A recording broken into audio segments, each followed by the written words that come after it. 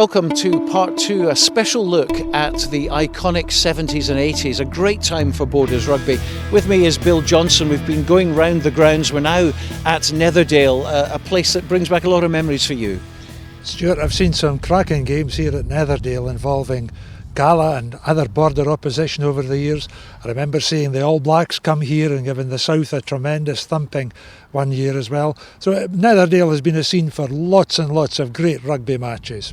A great history, of course, Gala Rugby Club, and many, many caps. I mean, particularly the 70s, 80s. I first came here years and years ago, standing behind the goal as a 6-year-old, watching a Gala Hoyt game, my first border derby. Just in Gala alone, there was Duncan Patterson, there was Jock Turner, there was people like Drew Gill on the wing, Peter Brown was playing. I mean, just legendary times there.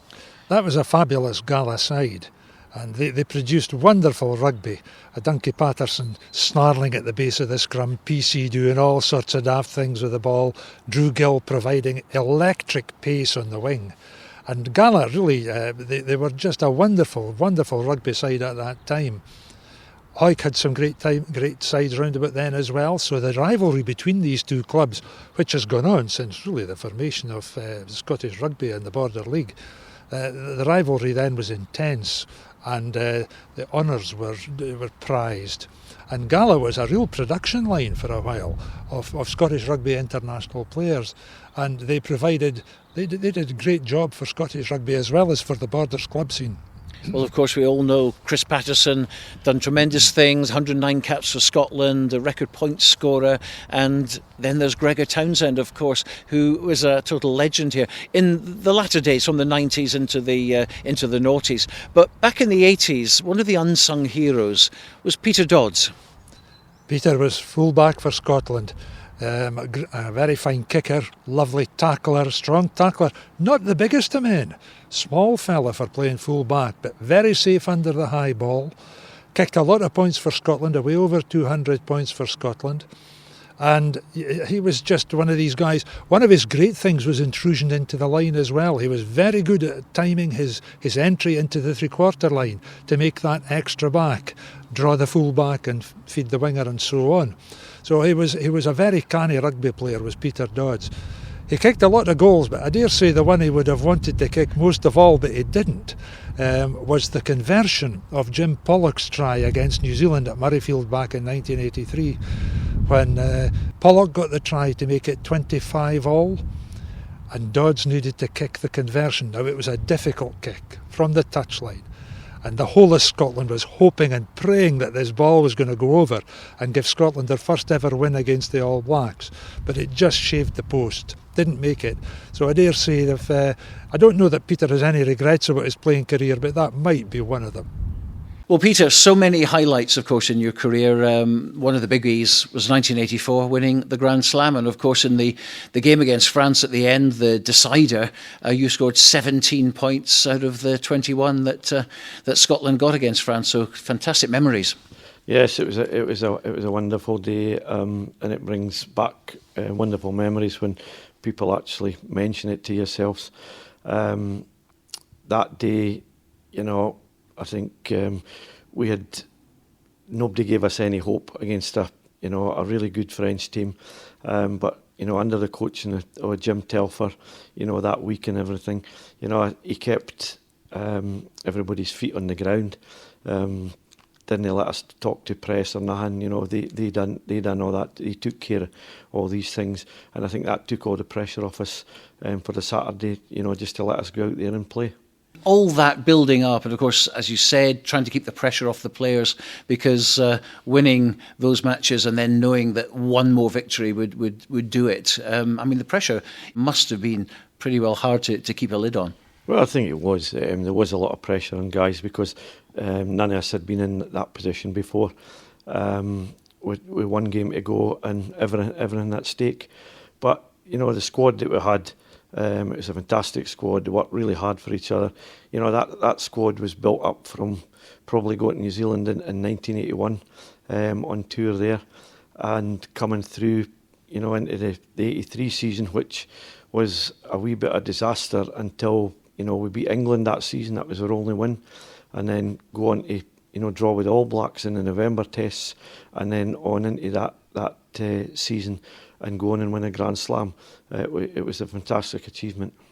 Now that New Zealand game, of course, the famous draw, 25-all, but last kick of the match, way out on the touchline, so in a way the pressure was off. Every eye in the house on you to win that game for Scotland against the All Blacks. My job that day was, to put these kicks over and be defensively solid in that. And I'm afraid, probably let everybody down, the whole nation down that day with missing. But maybe if there was video evidence now, it maybe just sneaked in at the top of the post there. But it was closer, wasn't it? It was close, but we'll never know. It's one of these things. It happened. I think the difference between like that kick and Gavin Hastings in the World Cup was his was in front of the post, yours was out wide. So a little bit of leeway there. I don't think you let the country down at all. No, I think it wasn't a nice Gavin missing that kicking thing, but it can happen to anybody. I've missed kicks in front of the post, and at the end of the day, you've got to put that to the back of your mind and come back a stronger player the next time. Let's talk about the south of Scotland, a team that obviously you've been very much part of, and we all remember in the gloom of Hawick, in that dreary, wet, dark day where you won 9-6, and I think you still got the rugby ball, haven't you, to prove it? Yeah. It's still in the cupboard. Yep, still autographed. I don't think it's ever been out since. One of your highlights, though, surely. It was there again. He had a bunch of border boys thrown together. The team spirit was fantastic that day. We were lucky to play in the kind of conditions it was because, playing against Australia, they love the hard ground and like to move it about and things like that. But these conditions just suited us down to the ground that day. And yep, we kicked 3 penalties. But whether the linesman seen the ball going over the post in these days, I don't know. But he put his flag up. Do you miss the districts? I do. I really do miss the districts. I just wish that the South had went as one into the Super Six, and I think it would have gotten a bit more support this time than it did the last time, because I think that was the demise. The spectator numbers started to go down in that, and I think the SRU recognised that, and it was a lost cause a wee bit. But you only need to look at Connacht and things like that in Irish rugby, what they've done. They were really a lost cause in that. But most of the young guys from Munster and Leinster and Ulster went to Connacht, as a breeding ground. That learned the hard way, and then come back to these teams better players. But there's Connacht went on and won the Pro 14 title. And nobody laughed at them then. And I think, if the South had still been here, I think Scottish rugby would have been better for it. More young guys coming through the system. And so we move on to Poynter Park in Kelso, home of Kelso Rugby Club. And again, a club that punches above its weight a lot, but in the 1980s, a fantastic purple patch, particularly in sevens. In sevens, indeed. They had a wonderful team with the likes of Bob Hogarth and Andrew Kerr, Ewan Common, Roger Baird, Dougie Robeson in the backs, amongst others. And of course, Jim Hewitt, Mike Minto, Eki Paxton, and the great JJ, John Jeffrey, in the forwards. And they were a formidable outfit. They won possession, they used it, they had so much pace in that Kelso 7, it was unbelievable. So they raised the bar then. That was a very, very accomplished Kelso side. And they took the honours all over the borders, not just here at Poynter Park, but over at Melrose as well and at Gala. Back in the 70s and the 80s, it was all about John Jeffrey from Kelso, wasn't it? What a character, great person to have on your team, not so good if you were playing against him. I think he would be an absolute nuisance to play against, because he was one of these players who could talk a very good game as well, at the back of the line, out at the side of the scrum. And he and Finlay Calder seemed to have a great double act, I understand, in putting opposition players off just as they were about to try to do something. All of the part of the game, of course. And everybody knew him. Oh, they did that. I remember once at Cardiff, I was doing a broadcast then, way back in the 80s. I think he'd retired. He was either retired or injured. And there was this roar about 3/4 of an hour before kick-off. And I turned to see what it was, and here's this figure, had come in a wee side gate out of nowhere and was striding around the running track up in front of the main stand. And the whole of the Welsh crowd rose and were shouting because it was John Jeffrey. instantly recognisable with a shock of fair hair. And JJ just waved like royalty and strode on. And the crowd loved him. They just loved him. But he was one of the instantly recognisable Scottish players of that period, on the field and off. Coming from Moorbattle, the farm just outside Kelso here, always wanted to play for Kelso. That was the one ambition I had in life. There was no more than that, just to be able to wear the black and white and play for Kelso. So it holds an awful lot of good memories for me. One or two not so good memories, but that's what makes the highs so really nice, is the fact that you experience some relegation, you experience some bad games, so you really appreciate it. And not just the place Pointer, the people at Pointer Park really made it special for me, because what I found about it when I came to Kelso was it's such a part of the community. The rugby club was the community. It didn't matter what your job was, what your occupation, what your student, you seemed to meet. This was the hub, this was the social hub. And I suppose looking forward, that's my one disappointment now. It's not the social hub anymore. You know, we can talk about what's happened in the past, what's happened in the future. My one big regret is that the rugby club isn't the social hub for the whole community. Because back then, you literally played for the one club. Oh yeah, absolutely. I think there was, you could name the people that didn't. I mean, Colin Gass left Gala and went to Hoyk. And apart from that, I struggle to think of anybody who didn't play for their hometown club. And if we had boys that went up to Edinburgh to college, the sort of bright boys, they left us, they would always come down. They'd come back on a Tuesday night, a Thursday night, and play for us on a Saturday. Nowadays, obviously, they go back up and play for the city clubs and get a bit of cash in their pocket, or they get looked after, whatever. I'm not against that. I'm not against anybody progressing as their person, as a player. Not at all. I think I agree with that. You always want to rise and play better.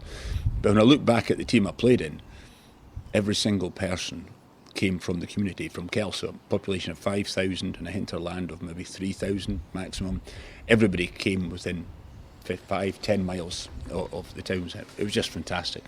In terms of teams that I played for, I would have to say I think the South was the strongest team I played for in terms of a unit.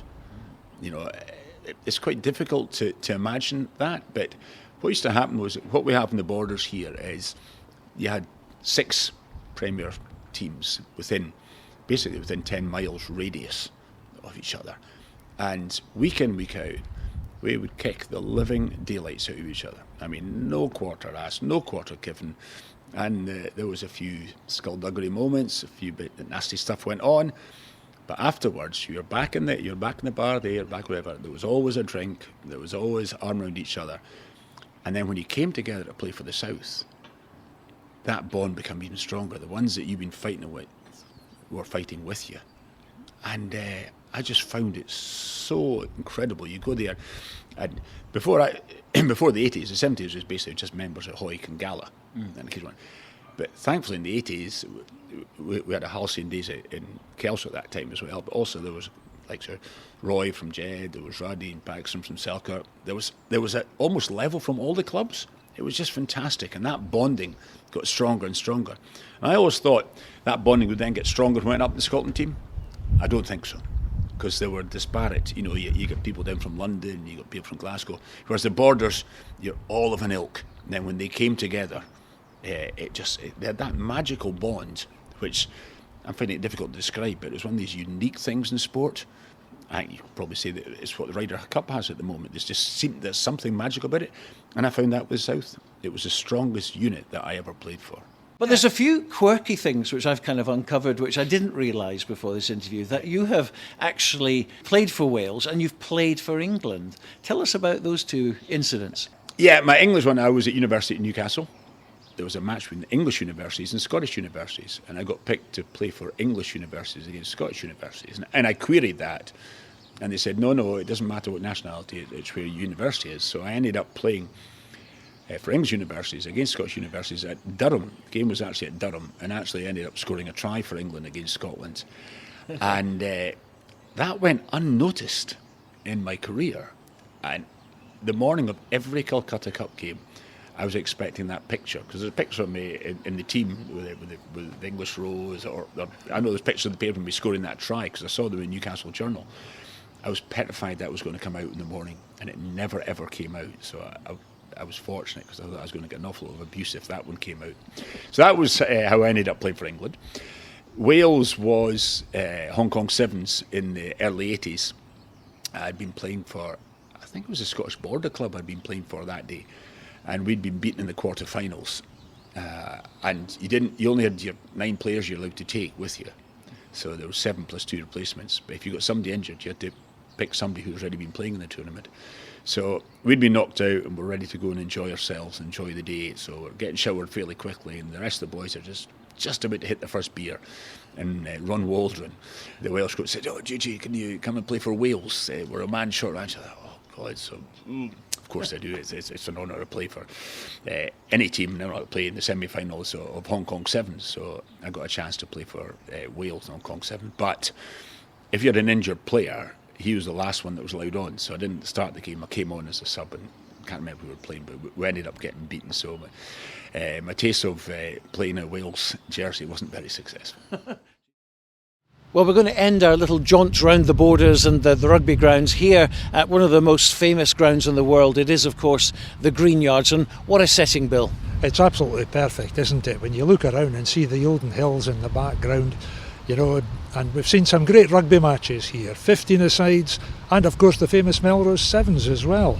And great players gracing this turf, which all started away back in the mist of time with Ned Haig, of course, in the 7-a-side scene.